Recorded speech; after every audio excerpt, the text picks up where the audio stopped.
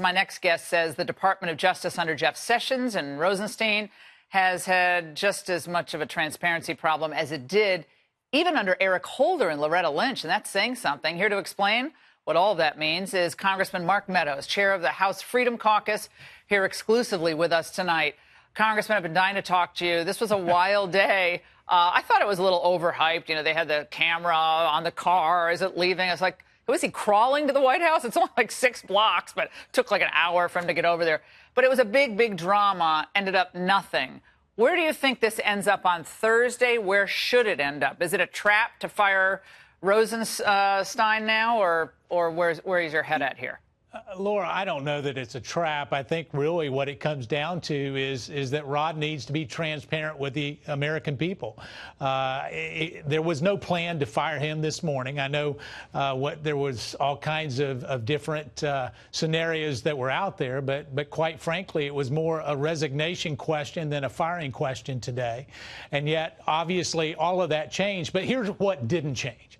We continue to have different narratives come out of the DOJ, and if indeed Rod Rosenstein said these things, which many believe that he did, many believe that he said it in a non-joking manner, then he needs to explain that not only to the President of the United States, but the American people. And so we're pushing very hard to make sure that he comes in under oath to Congress and let the American people judge for themselves. I can tell you that if he does not, there are a number of us that are standing by really with impeachment documents that said we cannot have this kind of activity continue at DOJ. Yeah, I mean, I don't get the joke. I mean, are we saying it jokingly? I mean, I think someone who has that level of poor judgment to joke about the 25th Amendment or wearing a wire on the president, number one, it's not funny. Two, it's not something you joke about. So either he has a really bizarre sense of humor or he actually said it and was serious. I don't buy this whole thing. It's a big setup for Trump. I really don't. I think Rosenstein's been a disaster from day one. I can tell you. Total nightmare of a deputy attorney general. He melted and wet his pants. The first second the Senate called him up to answer some questions about the Russia investigation. It's like hot potato. I don't want to do it. You take it, Bob Mueller. I thought the whole thing was off. I'm sorry, but I think he's one of the worst appointments ever. Jay, I want to play something for Jay Sekulow, and I want to get your response on the other side. This is what he said today. Let's watch. All right. If, in fact, Rod Rosenstein does end up resigning, I think it's really important that there be a step back taken here and a review. And I think it's a review that has to be thorough and complete, and a review that has to include an investigation of what has transpired with all of these statements and all of these allegations going back to the Strachan page and Bruce Orr, and basically a timeout on this inquiry.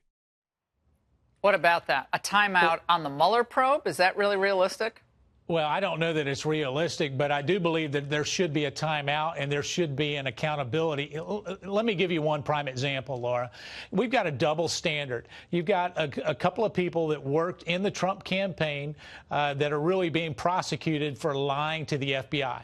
And yet we know that false testimony was given to Bruce Orr by either Fusion GPS or Christopher Steele. We know that indeed they mentioned a person by the name of Cleta Mitchell and this whole narrative of the NRA actually being involved in a Russia collusion.